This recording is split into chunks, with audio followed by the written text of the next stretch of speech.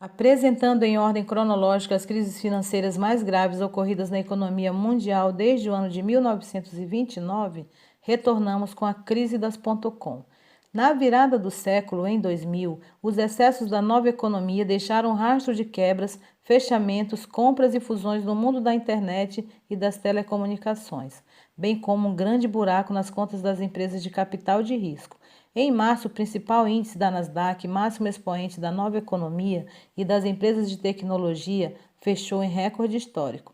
Em apenas 3 anos, a crise apagou do mapa quase 5.000 companhias e algumas das maiores corporações do setor de telecomunicações, vítimas dos maiores escândalos contábeis da história. O Federal Reserve Fed, Banco Central Americano, respondeu com uma redução de 0,5 ponto na taxa básica de juros. Em 2001, o mundo foi abalado com o ataque às Torres Gêmeas.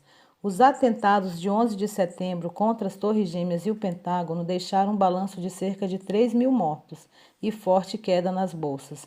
O índice Nikkei de Tóquio caiu mais de 6% e os pregões europeus tiveram fortes recuos que levaram os investidores a buscar refúgio no mercado do ouro e em bônus do Tesouro Americano.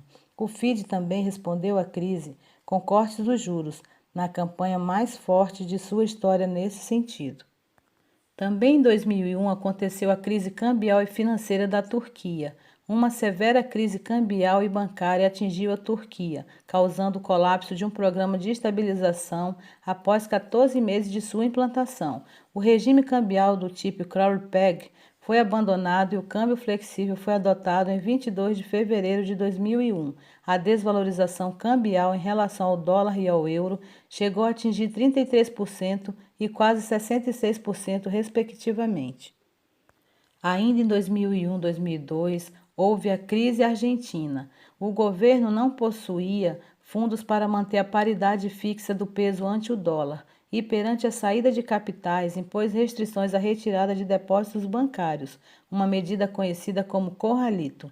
Em dezembro de 2001, Buenos Aires suspendeu o pagamento da dívida de quase 100 bilhões de dólares. Em janeiro de 2002, o presidente Eduardo Duhalde se viu obrigado a terminar com a paridade e transformou em pesos os depósitos bancários em dólares. 2008 e 2009 atravessamos a Grande Recessão. Os Estados Unidos sofreram a maior crise financeira desde os anos de 1930, consequência de um relaxamento na avaliação do risco. O mau momento contagiou o resto do mundo. A explosão de uma enorme bolha imobiliária revelou que os bancos tinham estendido hipotecas lixo, subprime, a pessoas sem condições de pagá-las, com a expectativa de que o preço dos imóveis seguisse subindo. As hipotecas foram transformadas em títulos e vendidas nos mercados, o que gerou centenas de bilhões de dólares de prejuízo aos investidores. O presidente Bush criou um programa de resgate financeiro de 700 bilhões de dólares. Ele e seu sucessor, Barack Obama, usaram dinheiro para resgatar bancos, seguradoras e montadoras. Obama impulsionou também um plano de estímulo de 787 bilhões de dólares para revitalizar a economia, com investimento especialmente em construções e educação, ajuda aos desempregados e subsídios às energias alternativas. Ao mesmo tempo, Obama promoveu a maior reforma financeira desde os anos de 1930 em nível nacional, complementada com uma iniciativa para endurecer as normas bancárias internacionalmente.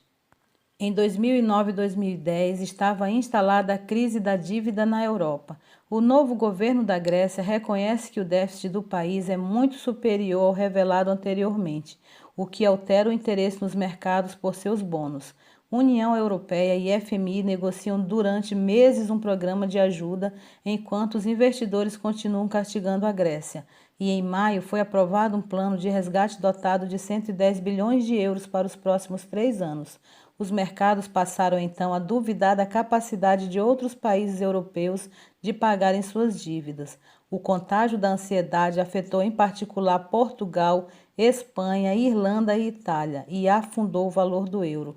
A União Europeia anunciou a mobilização de 750 bilhões de euros para apoiar a dívida de qualquer país da zona de moeda única.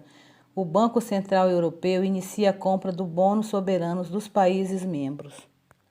2020, a crise do coronavírus. A crise financeira mundial de 2020 é, na realidade, uma crise de saúde com impactos graves na economia. Sua origem é a pandemia global causada pela Covid-19, doença que leva à paralisação econômica devido às medidas urgentes de isolamento, distanciamento social e lockdown, consideradas necessárias para conter a disseminação do vírus. Seus efeitos já são considerados piores do que os da crise de 2008, gerando uma recessão sem precedentes no mundo. A maioria dos países enfrenta projeção negativa do PIB, queda brusca na bolsa, ameaça de desemprego em massa e alto risco de falência em diversos setores da economia. Em declaração à imprensa, a diretora do FMI, Kristalina Georgieva, declarou, abre aspas, esta é uma crise como nenhuma outra. Testemunhamos a economia mundial parada. Estamos agora em recessão. É muito pior do que a crise financeira global. Fecha aspas. E aí, gostou do vídeo? Então assine o canal e dá aquele joinha.